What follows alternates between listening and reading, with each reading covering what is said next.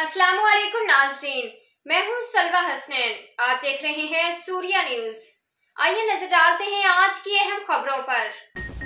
Karachi bureau chief journalist Mohammad Farooq बरूडू कादरी।